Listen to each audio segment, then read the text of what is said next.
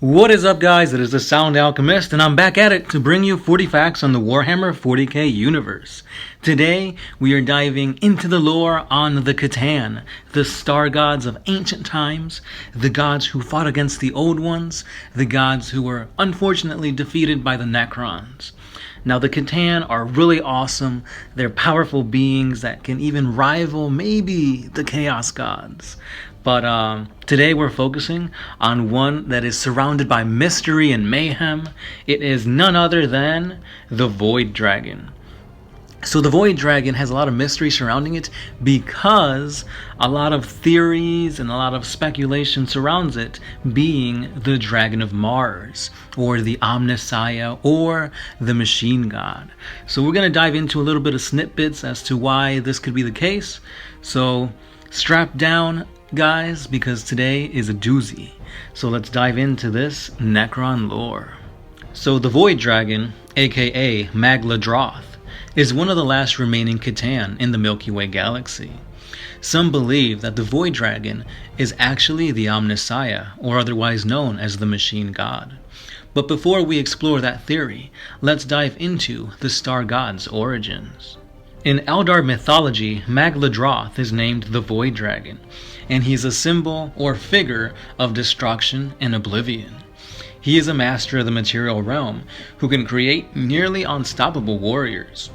During the war in heaven, it could transform itself into a cloud of light, and it would devour stars whole. Because of all these facts, it is said that the Void Dragon is the most powerful of all of the Catan. The Eldar myth also goes on to talk about the battle between the Void Dragon and the Eldar god of the Forge, Vol. The Void Dragon's warriors would fight using lightning, but then Vol created Iron Knights that were immune to this lightning. So in an effort to end the Void Dragon, Vol then created the Talismans of Vol, which are also better known as the Blackstone Fortresses. Now, a Blackstone Fortress is a massive star fort equipped with a warp cannon. This is a weapon that literally rips the fabric of real space using psychic energy. Now, this weapon is powerful enough to destroy entire star systems, and this is a reason as to why Catan may be weak against warp energies. Now, unfortunately, this legend doesn't state the conclusion of this epic battle between Vol and the Void Dragon, but we do get a little bit of insight from an Inquisitor stating that he believes that the Void Dragon won, although not without taking substantial damage, and then the Void Dragon began to create warp suppression pylons all across the galaxy in order to weaken the power from the Old Ones. So basically, this project was never finished, but some of these pylons were left, and one of these could be the pylons that were on Cadia. So tying in the war in heaven to the planets that, took place during the freaking battle between Abaddon and the Imperium. So a lot goes on there because these pylons were what were keeping the basically the Eye of Terror at bay.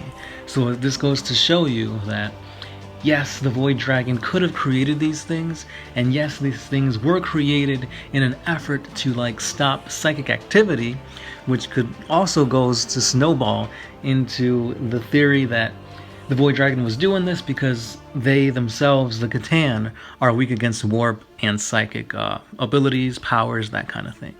In some reiterations of this story, it states that the Eroptic dynasty, which was a Necron dynasty, was waging war against the Eldar on Silentia. And this was all because the Eldar had a stone, or a gem, which the Necrons thought was actually a Catan shard. It turned out that it was indeed a shard, and it was a shard of the Void Dragon.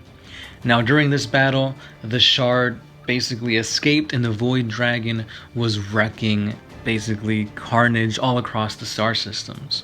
So this shard of the Void Dragon escaped from the prison, eradicating the Eroptic dynasty in its mindless rage. Even at a fraction of its power, the Void Dragon shard gorged itself on over a dozen worlds, unleashing its fury on the living, until finally the Eroptic cryptex forced it back into its cage. So this goes to show you two things. One, that a sharded Catan can still be super, super devastating.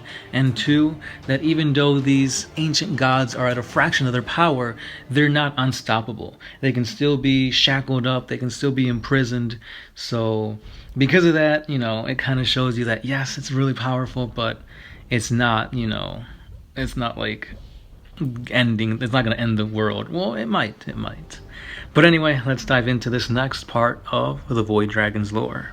Now, Magladroth, the Void Dragon, has often been compared to the Dragon of Mars. The story goes that during the 11th or the 12th century, the Emperor of Mankind fought against a dragon near the city of Cyrene in Libya. It was a difficult fight, for the dragon's scales were harder than steel, yet they would ripple like liquid mercury when struck. Now, this is very similar to necrodermis, which is the material that composes the Catan shard's bodies. But anyway, the Emperor found a weak spot under the dragon's wing, and he managed to subdue it. Now, theorists say that maybe the Void Dragon was weakened after the war in heaven, and then it hid on Earth, or Terra, and this is the reason why the Emperor managed to imprison it, because it was in such a weakened state after the whole war in heaven thing.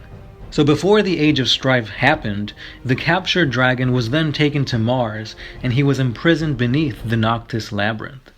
Soon after, the Mechanicus rose to power, and it is said that the Dragon of Mars currently lies in a sarcophagus of gold and adamantium, with machines of antique silver surrounding it while they emit flickering beams of unimaginable energy. So from this we can take two things. One, most likely these beams that are flickering is most likely warp energy. Now, we all know that because of everything that was stated before, Catan are most likely susceptible or weak against warp and psychic attacks, so most likely this beam is warp energy.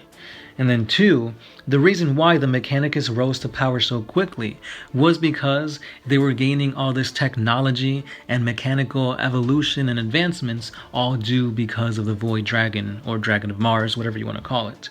So basically, the Emperor is kind of lying to humanity, saying that, oh, it's not, the Admech that are so smart and everything like that. It's actually, a Xenos star god that he's using for all this technological advancement.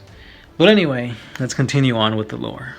The Guardians of the Dragon were then established to make sure that the chains never break. They were chosen specifically by the Emperor himself, and each one had their lives vastly extended, some living for over 10,000 years. So this little bit goes to show you that the Emperor, he wasn't playing around. He's like, yo, this secret of Mars can't be let out. We need, a whole group of people to make sure the Void Dragon doesn't escape, for one. And two, that this doesn't get out, to the rest of the Imperium, because, it's going to be some mad heresy if they learn that there's a freaking ancient star god underneath Mars, which Mars is pretty close to Terra, so you don't want to have something that powerful and that, strong next to basically the capital of the whole Imperium.